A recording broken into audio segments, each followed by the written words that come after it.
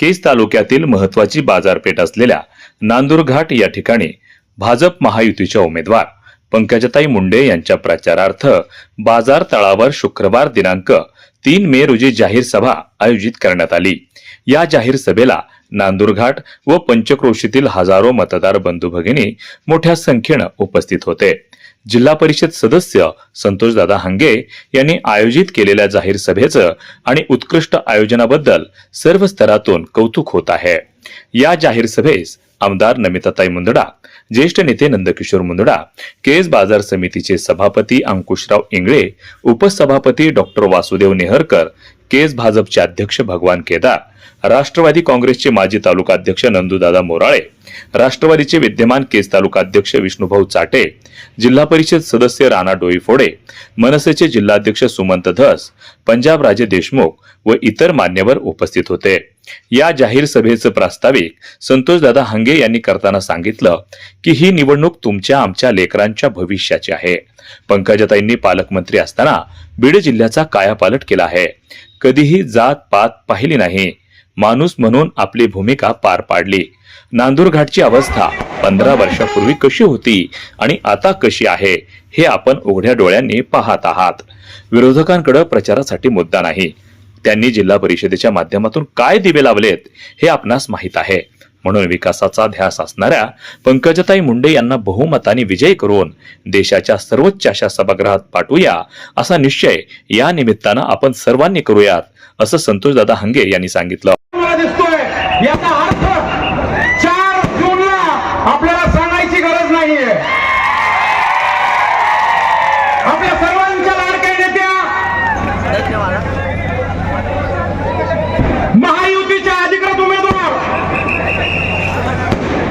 पंकजाताई गोपीनाथरावजी मुंडे साहेब यांच्या या प्रचारासाठी या ठिकाणी आपल्याला पंकजाताई मुंडे या भागाचे आमदार नमिताताई मुंडे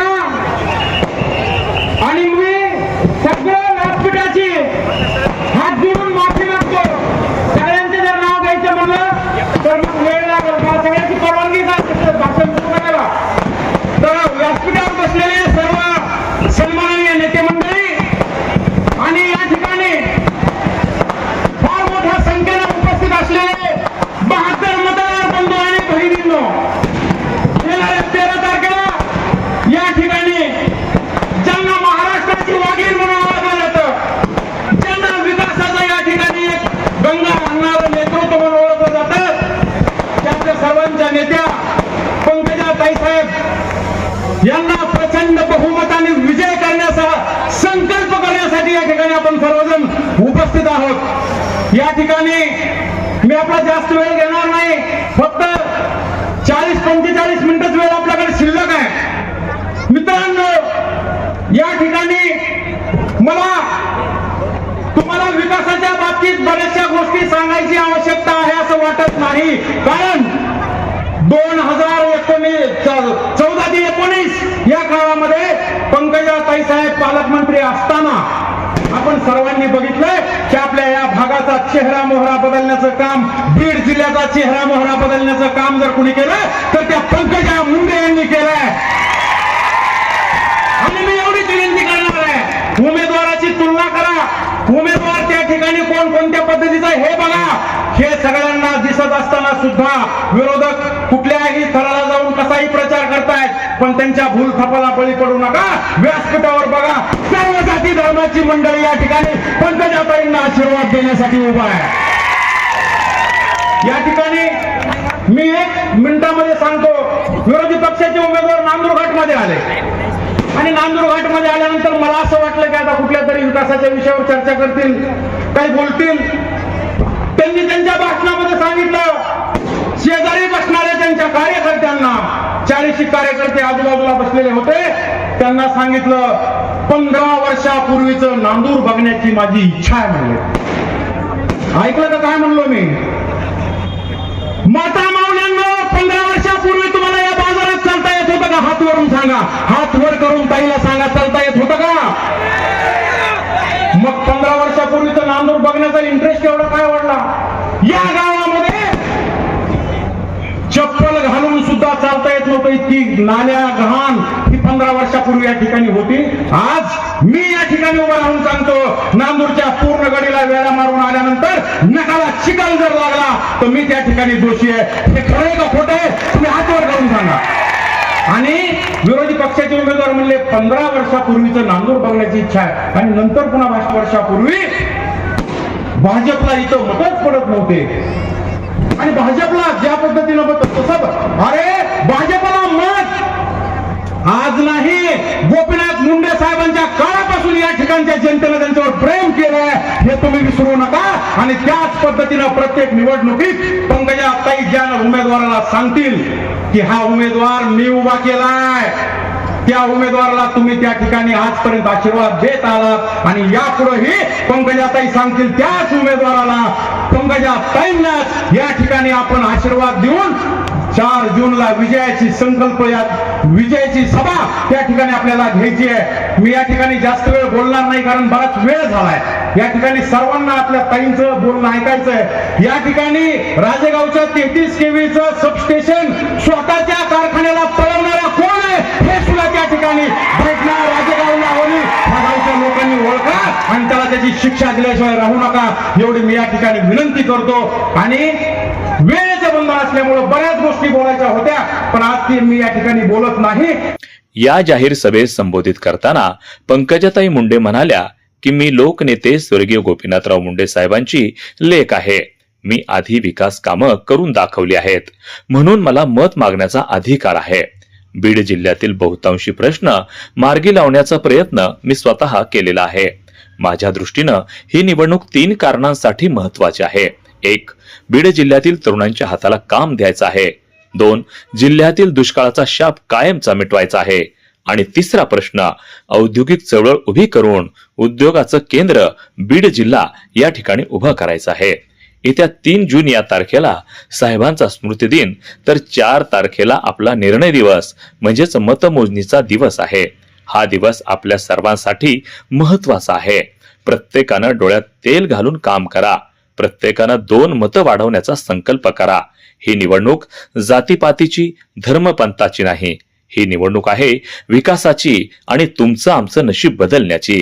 त्यामुळं आपला निर्णय पक्का करा व खूनगाठ बांधून आपला विजय मोठ्या मताधिक्यानं झाला पाहिजे यासाठी प्रयत्न करा, असं आवाहन पंकजाताई मुंडे यांनी केलं. प्रारंभी गावातील मुलींच्या हस्ते पंकजाताई यांचा अनोखा सत्कार करण्यात आला. यावेळी आमदार नमिताताई मुंदडा यांनीही आपलं मनोगत व्यक्त केलं. या जाहीर सभेचं सूत्रसंचालन युवा व्याख्याते राहुल गिरी यांनी केलं. उपस्थितांचं मनोरंजन व प्रेरणादायी गीतं महागायक सुभाष शेप व मयुरी मजगे यांनी गायले. या सभेला नांदूर घाट व पंचक्रोशीतून हजारो महिला पुरुष मतदार मोठ्या संख्येनं उपस्थित होते. या जाहीर सभेचं उत्कृष्ट आयोजन केल्याबद्दल आयोजक तथा माजी जिल्हा परिषद सदस्य संतोषदादा हंगे यांचं सर्व स्तरातून कौतुक केलं गेलं. वार्ता युट्यूब न्यूज करिता परमेश्वर गित्तेसह संभाजी मस्के, नांदूर घाट, केज, जिल्हा बीड.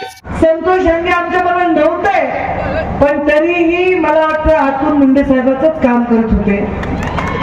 2014ला मी प्रचार केला आणि 2019ला 14च्या बाय इलेक्शनला मी प्रचार केला. इथे येऊन मी नेहमी दुसऱ्या कुणासाठी म्हणजे माझ्या पित्यासाठी, प्रीतमताईसाठी, जिल्हा परिषदला संतोषसाठी मत मागितले. आज पहिल्यांदा नांदूर घाटला, पहिल्यांदा परळी सोडून या जिल्ह्यामधल्या नागरिकाला मी स्वतःसाठी काहीतरी मागत आहे. मला तुमचं कर्ज पाहिजे. मी तुम्हाला हात जोडून विनंती करते की मी एक अर्ज दाखल केला आहे 24 तारखेला की मला या बीड जिल्ह्याच्या लोकांचं कर्ज मिळावं. ते कर्ज असेल तुम्ही दिलेल्या मतांचं आणि त्याची परतफेड मी प्रचंड विकास करून करणार आहे. माझा विकास तुम्हाला सांगायची गरज आहे का? मी उमेदवार म्हणून जेव्हा जाहीर झाले तेव्हा तुमच्या पैकी कुणाला असं वाटलं का हे ताई उमेदवार व्हायला नाही पाहिजे होत्या, उमेदवार होण्याच्या पात्रतेच्या नाही असं कुणाला वाटलं? इकडे कुणाला वाटलं का? नाही तर वाटायचं उगाच सभा आली मुळात उलटे करणार आहेत. तिकडं वाटलं का कुणाला? दुकानामध्ये वरून लांबून ऐकणाऱ्यांना तरी मनातल्या मनात की पंकजाताई काही लायक उमेदवारच नाही असं वाटलं का रे बाबांनो? पंकजाताईंनी या जिल्ह्यासाठी काहीच केलं नाही असं कुणाला वाटलं का? ज्याला मला मत द्यावं वाटत नाही ते सुद्धा म्हणते की पंकजाताईने खूप काम केलंय, खूप विकास केलाय. आणि मग मत का नाही द्यायचे? का मत द्यायचे नाही?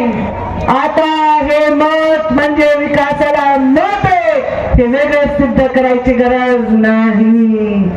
मी 5 वर्षात तुमच्या सगळ्यांच्या प्रेमाची परतफेड विकासाने केलेली आहे. त्या नांदुरघाटमध्ये मी अनेक वर्ष येते. आज ही नांदुरघाटची परिस्थिती आहे. बाजार होता इथे एकदम कचरा होता. आठवते ते ओटे बिटे बांधून बाजार पलीकडे आपण बांधलाय. ते झाडं लावलेत, हे असं काहीच नव्हतं, नुसता कचरा होता. मी पहिल्यांदा आले तेव्हा. हे जिल्हा परिषद ग्रामीण विकास खात्याच्या माध्यमातून वेगवेगळ्या निधीच्या माध्यमातून निधी दिलाय. हे नांदूरला यायला आता मी निघाले होते. कुठल्या गावात निघाला? पण पिंपळवंडीवर आले आम्ही. कुठं खड्डा नाही हो रस्त्यात. एक थोडा पॅच होता जिथे रस्त्याचं काम चालू होतं म्हणून खोदलेलं होतं. जे 110-120च्या स्पीडने आमची गाडी पळाली तिकडंच येऊन ब्रेक लावला मी. ते लोक बघून कुठंच पोटातलं पाणी हल्लं नाही. हे टाइम नाही दिलं. हे रस्ते कुणी दिले? सांगा कुणी दिले? नॅशनल हायवे कुणी दिले? रेल्वे कुणी दिली? मुख्यमंत्री ग्राम सडक योजना कोणी दिला? 25-15 कोणी दिला? आणि विमा किती विमा? बक्कल विमा. आठवते का? तुमच्या सगळ्यांच्या अकाउंट मध्ये एवढा विमा पडत होता. एक म्हातारा माणूस मला म्हणला, अवताई माझं आयुष्य गेलं पण मला एवढं पीक सुद्धा कधी घेता आलं नाही. एवढा विमा तुम्ही दिलाय, तुम्ही आमची काळजी घेतली. मला माझा भावच वाढलाय. शेत माझ्या नावावर, विमा माझ्या नावावर येतो. लेख मला लय चांगलं वागायचं तुमच्या मनात. हे मला एका म्हाताऱ्या शेतकऱ्यांनी सांगितलं. मग आता आहे का विमा? आता आहे का विमा? खुर्चीवर बसणारे शेतकरी दिसायलेत की टोपी घातलेले, गमचे घेतलेले. आहे का विमा? का नाही? तुम्हाला कसला विमा? तुम्ही शेती करतात का रे? शेती करतात तुम्ही? 15वी शिकून शेती करतो, चांगली गोष्ट आहे. हा काय वागी नाही? बरं, मला एकाने सांगितलं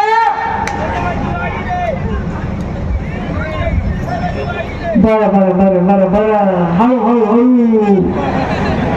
मला एकाने सांगितलं ताई तुम्ही मुंडे साहेबांपेक्षा जास्त विकास केला. मी म्हणलं आता मी स्वर्गात गेल्यावर माझ्या बापाला कौतुक वाटेल रे. ते म्हणले पण ताई तुम्ही खूप कस काय एवढा विकास केला? दिसतो डोळ्याला. नाही तर पहिले एकट्या पळवणं, बिलं उचलणं, खोटे पैसे खाणं हे फार प्रकार होते जिल्हा परिषद. मी म्हणलं वाघीण म्हणले, हे म्हणून आठवलं. म्हणजे वाघीण असती. वाघ शिकार करून खाऊन पिऊन निघून जातो, कोणी कुत्रे खाते. पण वाघीण तसं करत नाही. वाघीण शिकार करून आधी बछड्यांची वाट बघते. आपले बछडे आपले खावे त्यांनी खाल्लं मग तिथे शिकार सोडून देते. तसं माझ्या या शेतकऱ्यांसाठी मला विमा आणायचा आहे, शेतकऱ्यांसाठी अनुदान आणायचंय. त्याच्यात जर 1 रुपया कोणी घेतला तर त्याला माफी कधीच नाही. हे त्याला माहित होतं म्हणून चांगलं काम. हे मुख्यमंत्री ग्राम सडक योजना, अहो आमच्याकडे गावामध्ये